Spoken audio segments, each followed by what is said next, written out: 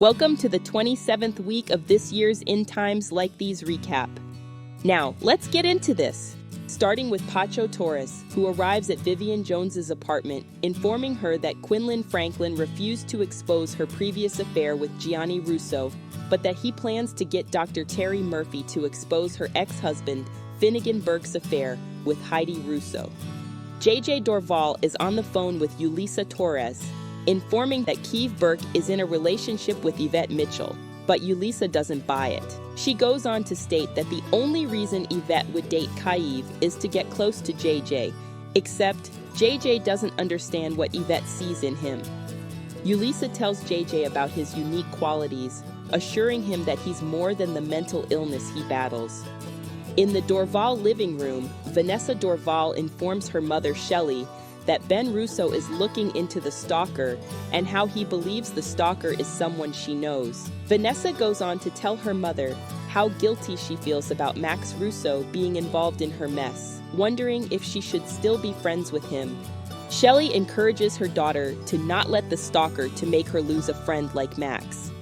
Outside of Ben's office, Max stumbles across a note near his car, then turns around to see a masked maniac holding a knife, unaware that it's Kiev Burke. Kiev remains silent, then walks past Max. As soon as Kiev leaves, Max calls Ben, and Ben rushes towards his younger brother's direction. Max tells his older brother about the note that was left for him. Ben decides to take a picture of the note while the police examines it.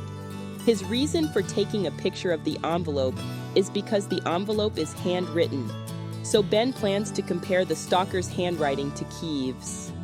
Kiev meets with Yvette Mitchell at the mall, informing her that he told JJ that the two of them were dating, making Yvette furious that he didn't go along with the plan. Kiev expresses how frustrated he is that their plan hasn't gotten him any closer to Vanessa. Out of frustration, Yvette tells Kiev that Vanessa will never like him. As soon as he hears those words, Yvette pretends to apologize, telling Kiev that she'll speak with JJ herself. Finnegan arrives at the Russo estate, meeting with the Russos, informing them that the stalker sent Max a photo of Elvira's crime scene. While this news troubles the entire family, Ben breaks into the Burke house, finds Kiev's handwriting, and matches it with the note which was left for Max. This confirms to Ben that Kiev is Vanessa's stalker. Quinlan Franklin and Nichelle Torres spend time together at Theodosius's palace. Quinlan hears how unaffectionate her younger brother Zeke has been towards Nichelle lately. To appease her new friend's concerns, Quinlan promises to set Zeke straight. At Valley Park Memorial Hospital, Pacho meets with Dr. Terry Murphy in her office, telling her that he would like her to expose Finnegan and Heidi's affair on national television. When Terry asks Pacho how it would benefit him, he tells Terry how Heidi has caused him issues and wants her to pay. He goes on to tell Terry that Finnegan hadn't truly faced the consequences for cheating on her. Pondering over this fact, Terry agrees to expose her ex-husband's prior affair.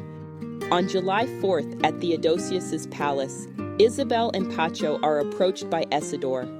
When Pacho leaves his mother alone, Isidore expresses that his only desire is to reminisce about the summers they spent together.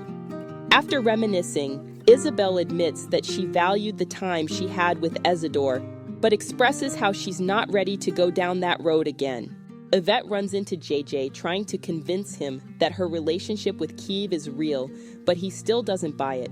Vanessa and Yulisa appear, but when Vanessa catches Max, she leaves the group. Yvette tells Yulisa how she feels like she's poising JJ against her. Yulisa reminds Yvette that her lies keep JJ away.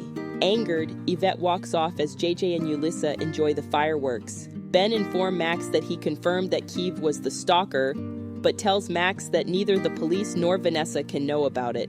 Max expresses his frustrations. Not long after Quinlan Franklin walks up to Ben, Vanessa walks up to Max. When Ben and Quinlan walk off, Vanessa tells Max how she feels sorry about the stalker sending him Elvira's crime scene photos.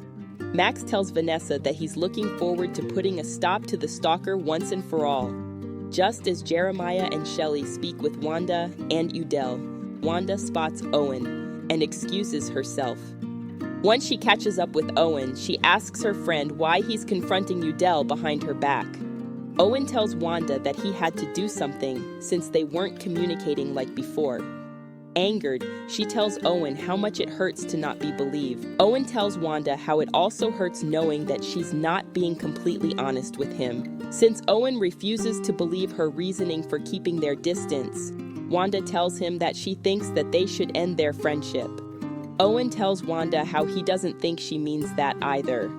Wanda tells Owen that she means whatever she says, telling Owen not to doubt her when she says something. Owen decides to be honest with her, asking Wanda if he's disgusted by her.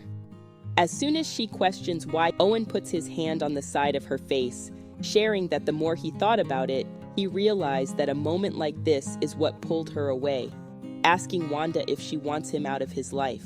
Wanda tells Owen that she doesn't want him out of her life. As soon as Owen tells Wanda that he doesn't want to walk out of her life, he kisses Wanda. Once that happens, Wanda rushes off. Udell calls Wanda, checking in on her since she seemed shaken during July 4th. Thinking back to Owen kissing her, she claims that she's okay. As soon as Udell ends the call, telling his wife that he loves her, Owen enters her office. He tells Wanda that they need to speak about what happened on the 4th. She tries playing dumb, but he asks Wanda not to pretend like they didn't kiss. The response Wanda gives is that they couldn't have kissed because she loved her husband, made vows with him, and has loved him for years. When Owen tells Wanda that he can't stop thinking about what happened between them, Wanda tells Owen how she can't help him with that at all. Owen tells Wanda that she can help by admitting that she can't stop thinking about him at all. She claims that all she's been thinking about is the love she has for her family, and that she won't do anything to risk losing it. It's clear to Owen that Wanda isn't ready to have this conversation, telling her that she knows where to find him when she is ready. Meeting with Kiev at the mall, Yvette tells him that she just needs to make Yulissa seem like she's wrong in her suspicions. Just when Yvette asks Kiev to give her updates about how close Yulissa is getting to JJ, he feels like it's unfair since she can't give him intel about Vanessa, even though he has a camera in Vanessa's room. She informs Kiev of how cozy Vanessa was with Max during the 4th, causing Kiev to rage and rush off. As Vanessa sits outside of her family estate, she's troubled to see her stalker wearing a mask. At Quinlan's apartment, Zeke tells his sister how much Nichelle is fond of her. Quinlan tells Zeke how fond she is of Nichelle as well, telling him how much it hurts to keep his secret from her. When Zeke tells his sister that watching X-rated content doesn't hurt Nichelle, Quinlan tells him that it does, informing her younger brother that Nichelle feels like he sees her as unattractive. Pacho arrives at Vivian's apartment, telling her how much he missed her on the 4th of July. She tells Pacho that she did miss him too. This causes him to wonder why she couldn't just show up at Theodosius's palace, since it was a public event. Vivian reminds Pacho that she couldn't risk losing everything that belongs to her. When Pacho asks for a specific answer, Vivian feels like he isn't ready to handle the entire truth. Vivian, with reluctance, is about to tell Pacho that she is Lorenzo Russo's illegitimate daughter. Suddenly, she's interrupted when Pacho receives a notification about the news program he greenlit. As Dr. Terry Murphy is shown on national TV, she exposes her ex-husband, Finnegan Burke, for having an affair with Heidi Russo. Can't get enough of the crazy world of In Times Like These? Then, treat yourself to a binge watch of In Times Like These. Don't forget to like, comment, share, and subscribe. You're not ready for what's to come, but tune in anyway.